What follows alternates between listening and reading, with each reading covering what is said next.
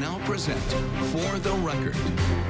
Welcome to For the Record. I'm Will Keneally. And I'm Braden Ross. This week, hundreds of Democrats will meet in Milwaukee for their annual state party convention. And it comes as the city is preparing as early as this coming week to play host to the National Republican Convention. That's where the party will officially nominate Donald Trump as their candidate for the fall. Joining us now is Ben Wikler, chair of the Democratic Party of Wisconsin. Thanks so much for joining us. Thanks so much, Will and Braden. Great to be with you. Republicans will meet later in the summer to host their RNC in Milwaukee. So why are Democrats meeting in Milwaukee this weekend? We have a kind of rotation at the Democratic Party of Wisconsin. It's usually in Milwaukee every 4 years, and in different parts of the state. We've had conventions in Racine and La Crosse, Green Bay, all over the state of Wisconsin in different years. And so this Milwaukee convention was actually a year off the regular schedule because of COVID. We had a virtual convention. It works out beautifully that it's here at this moment because we have the Republican convention coming up. And for Milwaukeeans, Milwaukee voters, people in the broader Milwaukee media market, many Wisconsinites, seeing a clear contrast between the values that Democrats are fighting for and the really menacing platform that Republicans seem to be running on. But at the same time, there's a lot of actual work to be done. What is the meat and potatoes of the state convention? So the state party convention has a bunch of different kind of party business roles. One of them is that the administrative committee, the leadership body of the party, is going to be voting to approve the delegation to the Democratic National Convention. There will be an election here for the Democratic members of the Democratic National Committee. So those members are actually elected by the delegates to our state convention. And that will take place on Sunday morning. We have a platform and resolutions process. And then on Saturday night, we're going to hear from a number of leaders from across the state, across the city of Milwaukee, from our state legislature to Senator Baldwin, Governor Evers, and then our special guest, Jamie Harrison, and our keynote speaker, Governor J.B. Pritzker. Jamie Harrison, of course, the chair of the Democratic National Committee coming to the great state of Wisconsin. Our goal is to highlight the Democratic commitment to ensuring that everyone can make their own decisions about their own bodies, that they can have the freedom to cast a ballot that they know will determine the outcome of the election instead of the elections being overturned as Trump tried to do after 2020, and the freedom to have a family supporting job and to have a government that's on the side of working people. Yeah, so it's a big election year too for Democrats. What are we expecting out of those platform meetings? So the Democratic Party of Wisconsin has a platform that essentially evolves a little bit each year when we have, or every 2 years when we have our convention. And in our Constitution, there's a word limit. So when you add something, you have to take out a number of words that's equivalent to it. So there's little tweaks that evolve over time, but the enduring commitments of the Democratic Party of Wisconsin, reflecting Democrats and really most Wisconsinites, are around basic questions of freedom, of shared prosperity and opportunity, of building a world of peace and prosperity with American leadership, of building a state that respects and celebrates and lifts up everyone.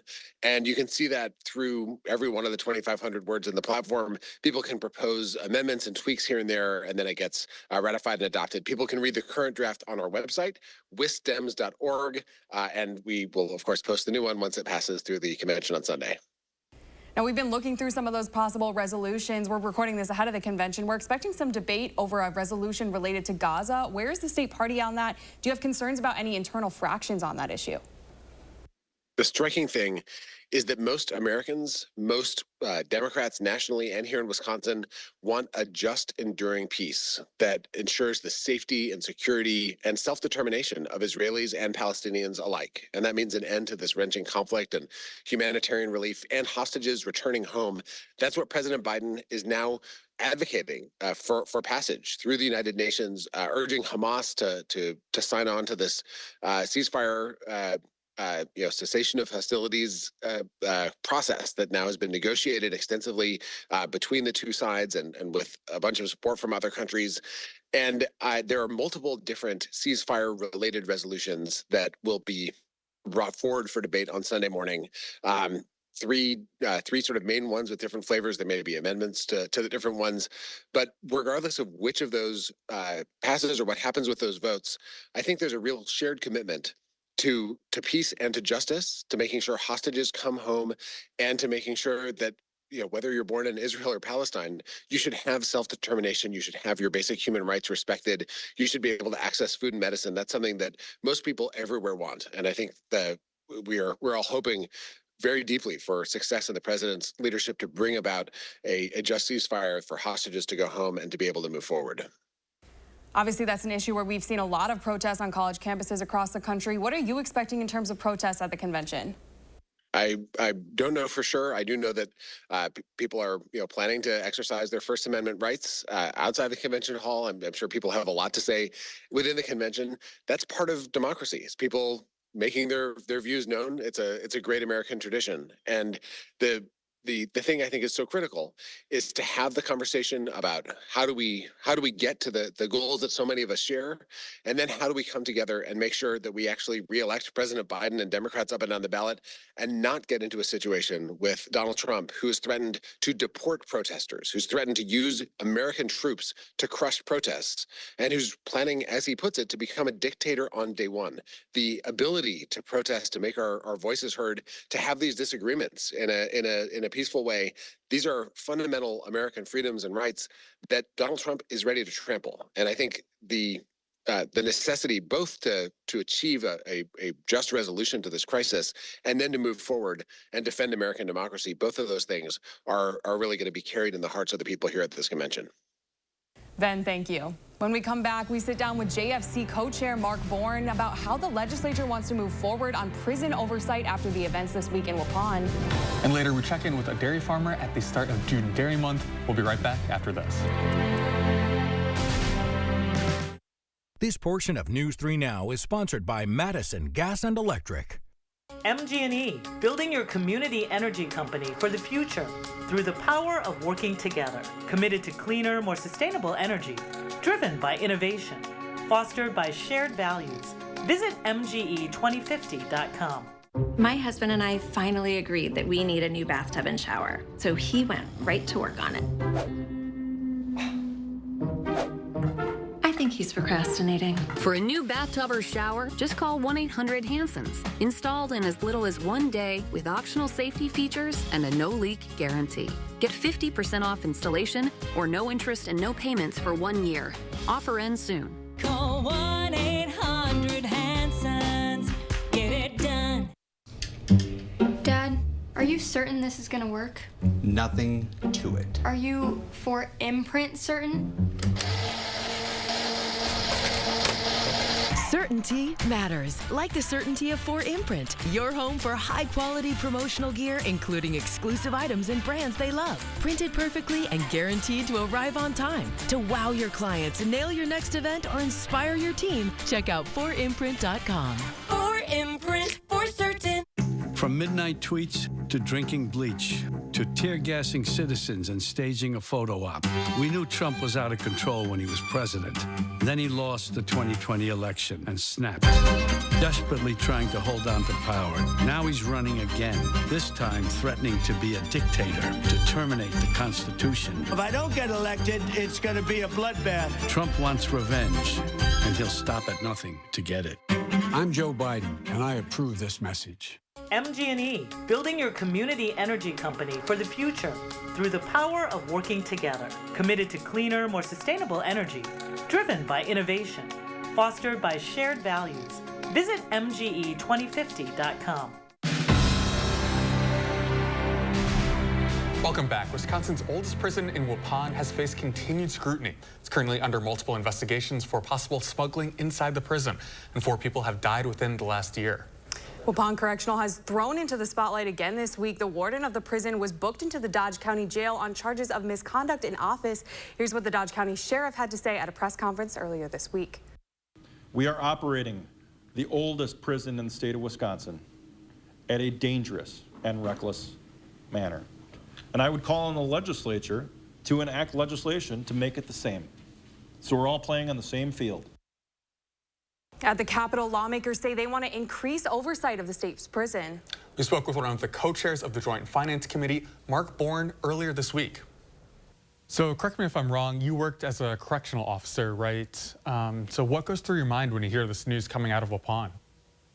Yeah, it certainly brings an interesting perspective, kind of like the sheriff talked about a little bit in his press conference today, that, he's responsible for running a jail. That's the jail I used to work in. And so certainly understand, what should be happening policy, procedure, training wise to ensure the safety and constitutional protections of everyone in that facility. So on the administration side, what more would you want to see them do to ensure oversight of the state prisons here in Wisconsin? Yeah, I think that when you look at the criminal charges that came out of the Waupun correctional investigation today, it shows some real underlying issues as far as what made the staff think that they could ignore policy and procedure, state law. In some ways, it looked like ignore a basic moral compass or decent human, decency. That's concerning, and some of that has to go right to the top. Whether it's a training issue or it's a lack of review or discipline from supervisors when folks aren't following those procedures. But there's obviously something that made some folks in a variety of ranks from what the charges were that were filed think that they didn't have to follow state law or federal law or DOC procedures when it came to taking care of the inmates at Waupun Correctional, at least in these specific cases. And that's pretty concerning. Certainly, if I was the governor, I would be very concerned if my agency was allowing that type of thing to occur, and I want it corrected immediately. As we talked about at the start of this conversation, I worked in corrections at a county level. As a supervisor, I would have been very concerned if my staff were behaving in that way. As a supervisor, it's your responsibility to make sure that they're not behaving and following or not following state law and your procedures within your agency. And it's your job to give them the training or the correction if needed to make sure that they're doing the things the way they should be doing. So obviously, with the seriousness of these charges, the people individually charged are responsible for those actions. But I think there's underlying issues here that are allowing things to be ignored, things to not be done properly. And that goes right to the top, at least in the Department of Corrections, of making sure that these things get fixed. So there's also new leadership at the head of DOC. Now I know that you are not in the Senate, so you don't get to vote to confirm a new DOC secretary. But Jared Hoy, this new DOC secretary, do you have faith in his leadership? I've heard a few good things about him. Certainly Sheriff Schmidt, in the conversations I've had with him and in his press conference today, said positive things. But I have to admit, I don't really know him very well. I was surprised when he was appointed in some ways of not knowing him very well, considering that, working in corrections years ago, being active in corrections policy in the legislature since I've been there. I know a lot of people at DOC certainly had a good relationship with Secretary Carr when he was there. So I'm looking forward to getting to know the new secretary better. But at this point, I don't really have a lot of information to have a very strong opinion one way or the other on him. So you mentioned this week that the legislature may look into next steps to implement new oversight of state prisons. Do you have a sense yet of what that might look like, what committees might be involved in the legislature? I think that Representative Straw and I will take the lead on the legislation, since we both have worked on corrections issues in the time that we've been in the legislature together. There'll probably be some other folks that are interested. Ultimately, it'll probably run through the corrections committee. But I think we'll try to model something similar to what the sheriff mentioned in his press conference as well, about county jails have a department within DOC that inspects them regularly, makes sure that they're complying with code and state law and federal law. And I think we're going to look at how we can try to create something like that to help DOC monitor their facilities. Obviously, it can't be exactly the same way. We're not going to put an office within the Department of Corrections to monitor themselves.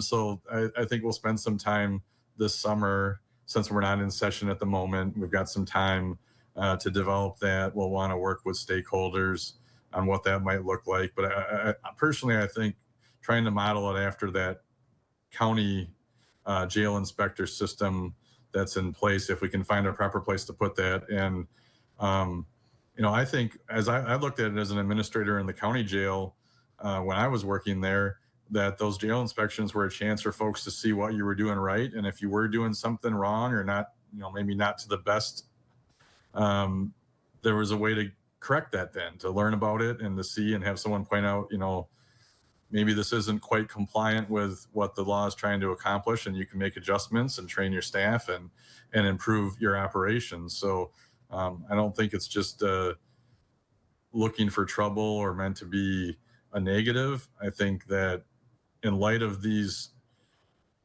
to say the least, shortcomings in the way staff were handling these particular inmates at Waupun Correctional, we need more oversight, and DOC might need some help to make sure that laws are being followed and people are working and operating in the way that they should be. When we come back, June kicks off Dairy Month here in Wisconsin. We sit down with the dairy farmer and an advocate for farmers in Wisconsin. We'll be right back after this. To everyone making time for life's best moments, let us celebrate with you. In Wisconsin, we love celebrating together. Big days or any other day. So much. From hot and juicy to ooey gooey to oh my word. Oh my word. Serving you a handcrafted meal that makes today a little bit more special. That's what fills us up inside. From Wisconsin with love. Welcome to Delicious. Yeah. Want to instantly look more attractive and years younger? The solution is whiter teeth. But you love coffee and tea, maybe even wine or smoking, and all of them stain your teeth and make them yellow. It's time you discovered Power Swabs, the fast 5-minute revolutionary treatment. The first time I tried it, I was so surprised. My husband was so excited that he wanted to run out and get it. He said, "What have you been trying?" I said, "Well, I've tried this product called Power Swab." And he said, "I can't believe how white your teeth are." From that point on, I've been sold. Power Swabs are guaranteed to whiten your teeth up to 2 shades after the first application. After 5-minute daily treatments for the next week, your teeth will be an average of 6 shades whiter. Power Swabs will whiten natural teeth and remove stains from veneers, bonding, caps, and crowns. This is a Power Swab smile. This is a Power Swab smile. Call, go online, or scan the code on your screen right now to receive 50% off. You'll also receive the Power Swab Stain Out Quick Stick, absolutely free. And in addition, you will also get free shipping. Stanton Optical is the best value in eye care. We did the math, people. For $79, you get all this. That costs over $200 at Walmart, over $300 at LensCrafters, and over $200 at America's Best. When it comes to value, Stanton Optical is the top bird. With the best service, quality, and prices, Stanton Optical is the best value in eye care. To help you remember, I made this cheer. The value. A, awesome value. L, lots of value. You get 2 pairs of free eye exam and anti-glare lenses for only $79. Welcome back. It's officially June Dairy Month here in Wisconsin. Braden, how are you celebrating? Yeah, well, I have already been out to Culver's a few times this month, but there's a lot that has to happen before that concrete mixer can actually get in our hands. So let's talk to the experts. Joining us now is Derek Orth, the dairy farmer from Fenimore in Wisconsin. Derek, thanks for joining us. So set the scene for us. What is life like for a dairy farmer these days in Wisconsin? Right now, we're making a lot of hay, planting corn, planting other crops. Everything's behind because it's been so rainy this spring. We milk our cows twice a day. So in the morning, they're milked, and then we run all day and milk in the afternoon. We have 2 full-time employees and then a handful of part-time employees on our farm too. We milk about 250. Most of our cows are little brown ones like what's behind me, but we also have some black and white ones and red and white ones as well. Is there anything that you think might surprise people who are watching, that maybe when people come out to the farm that they're surprised by, that they don't know about dairy farming? I think the biggest surprise is chocolate milk does not come from brown cows. But I think a lot of people, they fear cows, and cows will chew on you, they'll lick you. They're almost like dogs. They're big pets.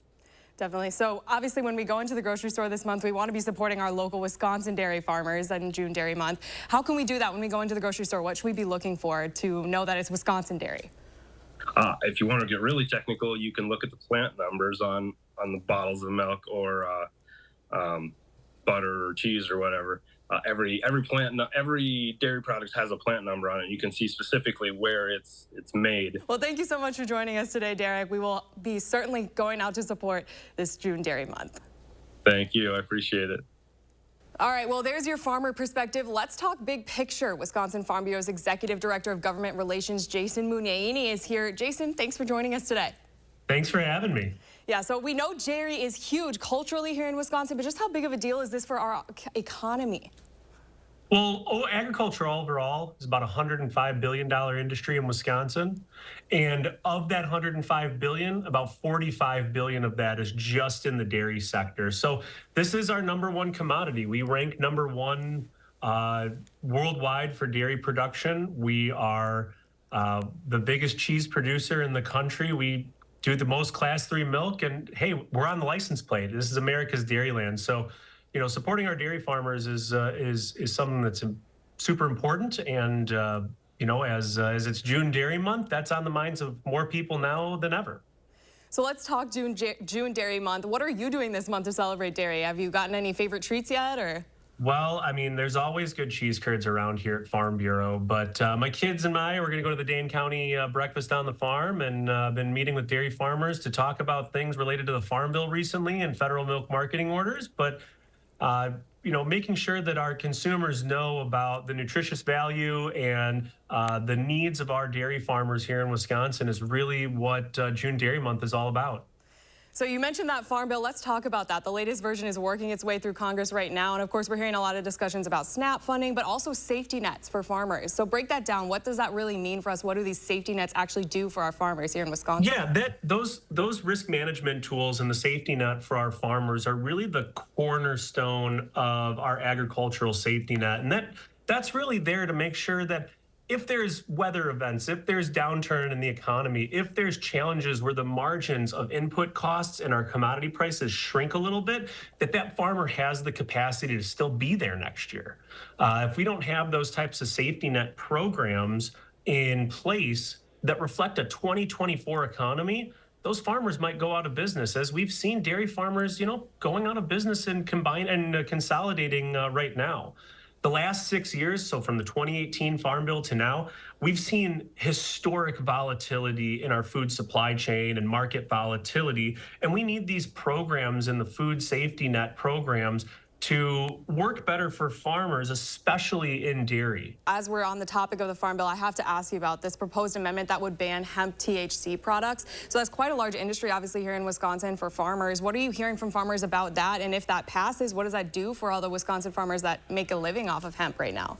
Sure. I mean, and it's a growing commodity. It's a little bit more niche than you see in grain and dairy and livestock production. But in the 2018 Farm Bill, that kind of opened the door to some of those Delta-8 or THCA products that exist right now that have some controlling effects, but not so much as just, you know, full legalization of marijuana.